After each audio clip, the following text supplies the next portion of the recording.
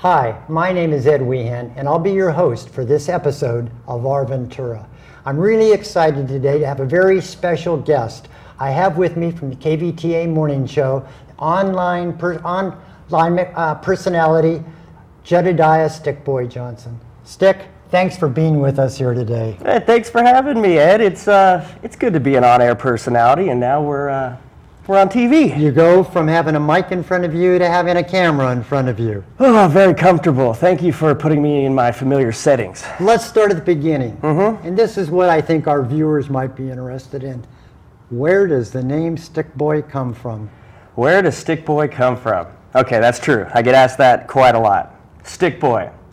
Not the biggest guy in the world, as you can see. Don't have a lot of weight on me. All started at UPS. This is about 10 years ago. I was about 130 pounds maybe, soaking wet. Everybody there is a former football player, former something or other, big dudes, 240 pounds, 300 pounders. So they started to make fun of me. And they said, oh, look at the skinny little stick boy. And then I would eat like a hamburger off the lunch truck. And they'd say, oh, look it, he's so skinny you could see the hamburger going down his throat. So pretty soon when everybody started calling me stick boy, I quickly realized that I had to take the lemons and make lemonade, or else it's going to turn into a negative thing and they're going to be making fun of me. So I adapted it, and I came in one day and I said, I am Stickboy. This is my UPS, and I am your leader. Address me as Stickboy from now on. Hail to the king. And that, I believe, is carried over, aren't there some family members with the Stick name attached to them?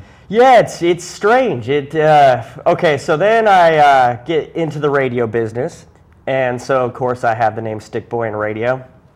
So then suddenly, as I developed on KVTA, 1590 on your AM dial, my mom became Stick Mom, my dad became Stick Dad, my brother became Stick Bro, and the funny thing is, the guy that named me Stickboy, Chad Pettit, UPS worker, he's a driver, he's now about to marry my sister, so he is going to be, the man who named me Stickboy to make fun of me is now going to be Stick Brother-in-Law. What kind of world do we live in, Ed? I don't know, but it's perplexing. You're making it pretty interesting, I'll tell you that. So, you're an on-air personality at KVTA. You're with Spence, Rich, Perry, and Stick. The foursome, the fearsome foursome, starting at 5 in the morning till 9. Yes. Tell us a little bit about this job. Okay, so originally in radio, I got the gig, they had something called the Cattle Call, where 400 people showed up to win a contest to be on the radio. Okay, they said, you show up, if you are selected, you could be on the radio. I heard about it. I took my Stickaholics, all my fans, down to a hotel room. I think it was called the Hampton or something. And we sat and waited for my number to be called. We all took numbers like American Idol. Waited for my number to be called. We were herded in like cattle. Anyway, coming out of the meeting, they said to me, give us 2 words for us to remember you by. And I stood up and I said, Stick, boy. And that's all I did. And I sat down. When we were asked to leave, that's when a man named Big Bear, our boss over at the radio station, he said, hey, yo, you, stay. So I stayed, told me I was hired. Unbelievable. Yes. It's been 10 years now. Yeah, it's been 10 years. I originally started off at Q1047, the rap station. Right. Not a lot of talk there. Right. I need to talk. I need to speak my mind. I need to flow. I need my intelligence to be heard, Ed. I totally understand. I follow you on Facebook. I mean, your whole life pours out right there in front of us. Thank you for that, by the way. So Spence said to me, hey, Dave and Bob, you know, legends in the radio business, they're going to retire. There's an opportunity for you to be on talk radio. There's not an on-air position for you right now, but would you like the job? And I said, Spence, I'll sweep the floor to be on talk radio. Let me have it. So that's when Spence hired me. I was hired on as a producer. He built a microphone into my room, and the rest is history, and we went on from there. So when I listen to your show, which I often do, your specialty, your depth of expertise and knowledge seems to be sports, obviously. But in the banter between the four of you, which is pretty humorous for a lot of people who do listen to the show, it's sports, it's music, it's when some mundane piece of information is required, they seem to turn to you for the answer to that. Why is that? How did you develop this knowledge? You know, I'm not even sure that I'm not sure that they do it on purpose. I think that somehow, you know, that's a good question, Ed. Why do they go to me for these answers?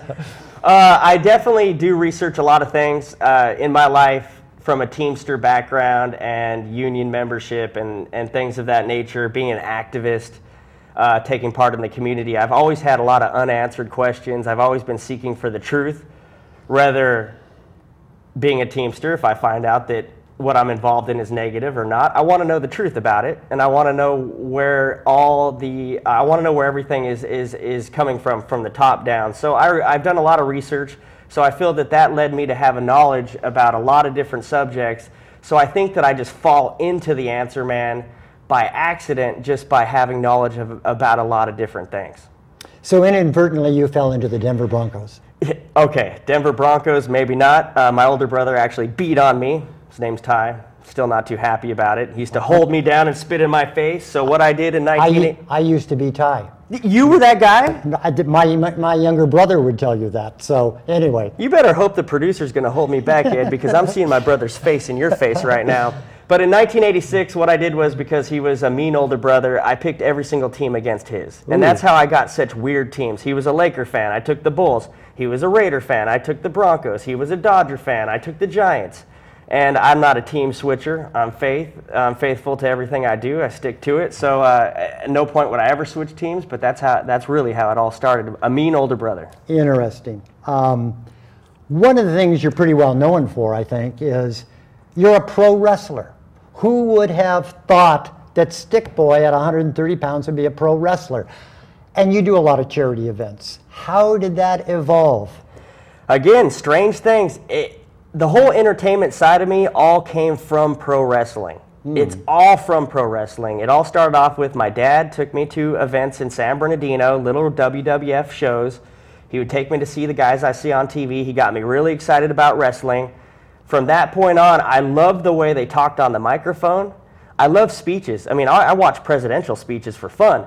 I like when wrestlers grab the microphones because they're one-take actors, and they give some of the best speeches on one take that you'll ever see with no teleprompter. That always fascinated me. I always wanted to do it, so of course I had to go into entertainment any way I could. It was through radio. Radio then opened up doors to wrestling, in which I met a pro wrestler his name's Tool. There you go. Big masked man, former WWF wrestler, WCW. He's been in all the pro wrestling ranks, and he agreed to train me. He trained my brother and I, and that's when we started doing charity pro wrestling, and that's when I grabbed that microphone, and I did what I've always seen on TV, and I got to fulfill my dream, actually. And I learned how to throw some leg drops, and I can suplex you right now, Ed, if you want me to show you how that goes. I think I'll pass on that, but thank you for asking. Okay. Tell me, some of the interesting things about working on the morning show. You start at 5 a.m. You live in Santa Paula. Spence lives in Fillmore. How does the dynamics of your life fit into all that? How do you do that? Okay, the early morning. For me, it's always strange. I kind of maybe show up maybe a few minutes late every day.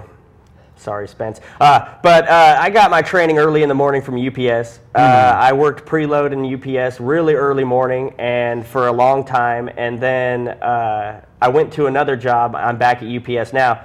But that gave me my training to get up early. Then when Spence had this job available, I was already set. My alarm clock in my body already was ready to wake up early in the morning. So I adapted to that rather easily.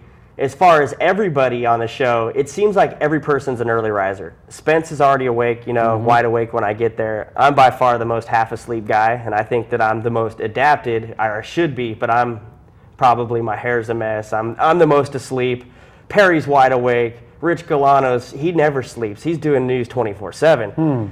So I'm not sure that man ever sleeps. But we pull it together. Once 5 o'clock hits, it's like something goes on. The entertainment switch hits, and you're on, man. It's time to go. I have a little bit of a cold right now. It doesn't matter, cold or not. You got to go. You got to turn on the microphone, and you got to do your thing. So I think just us all being, it's weird, I guess, just we came together and it was the right crew. I guess that would be it. It's just the stars aligned and the right people fell into place for the shift we work. Yep, and I think that's the case, and it's probably evidenced by your having won some awards. Maybe talk a little bit about, I mean, this is big time stuff. Again, thanks to KVTA, Spence and Rich Galano for submitting me, but I am a 2-time Golden Mic recipient, which is 2 cool trophies that have golden microphones on them. And that is for Best Sports Segment in Southern California. I'm a 1-time winner of the Associated Press Mark Twain Award, which is Best Sports Segment in like all of California. Won that 1 time. And right now I am currently the Ventura County Reporter #1 radio personality as voted by the people. Thank you for your vote, Ed. And no problem. It was very easy to do. The people made me. Thank you, Ed. Exactly, exactly.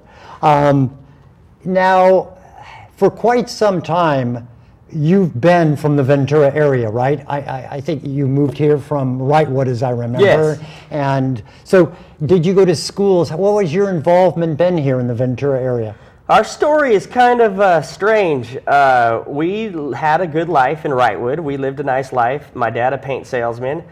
Then, in the beginning of the economy starting to hit certain people, this is back in 1996, I think that's when it all started, just it didn't hit people for 10 years later. My dad lost his job, and we pretty much lost everything, and we had to move into a motorhome, my brother, I, and my 2 parents, and we were pretty much forced to live that way. We had nowhere else to go, packed all of our stuff up, moved into a motorhome, came to Ventura, and we actually would rotate park to park to park to live, just like a homeless person would, you know, from Faria Beach to Emmawood to McGrath to Lake Casitas, and we would have to move every 2 weeks, every 2 weeks. I was in homeschool at the time. Then my parents, who are hard workers, ended up being camp hosts at certain places like McGrath State Beach and then Emmawood, and we had permanent places to stay. And that's when we kind of, Casitas Springs, up in Casitas Springs, and that's where we kind of finally got an anchor to where I could start having friends, and then I enrolled into Ventura High from there. And you graduated from Ventura High, I think. I graduated from Ventura High. Yeah, a great cougar. So, you know, I know a lot of the youth of our community, you know, look up to you. My daughter's listened to the program, and I think she's been down there once or twice. What advice for younger kids thinking of getting into radio might you give them? Okay, radio is, I mean, anything's a tough business, period. No matter what, the door's going to slam in your face more than people pretty much, in entertainment, you're expendable just like in any other business. There's a mile line of people that want your job in any situation, whether it be at UPS or the radio. My advice would be learn a skill set, stay in school, go to college, no matter what, in any argument, and I'm sure you've heard it on the air before, it's always going to come down to what degree you have or what college you went to. And that's the ultimate low blow, and no matter what, even if I'm winning an argument, and not saying it's just on the radio, in real life, as soon as somebody pulls the college card, I only did 2 semesters of Ventura College. And that's a way for them to try to step on you and take everything away from you. So get your education, learn a skill, so no matter what, if your radio job goes away, you can fall back on it, and stay in school. That's what I would say. Stay in school, kids. Stick, I agree with that. But first of all, let me thank you for being here. It's been a wonderful show. We probably could go on for another long period of time, but you're a great individual to have on this show. So thank you to all of our viewers for being with us today. I had a lot of fun. I hope you enjoyed it as well. I'm Ed Wehan. I'm your host, and I enjoyed every minute of it. Thank you for joining us today.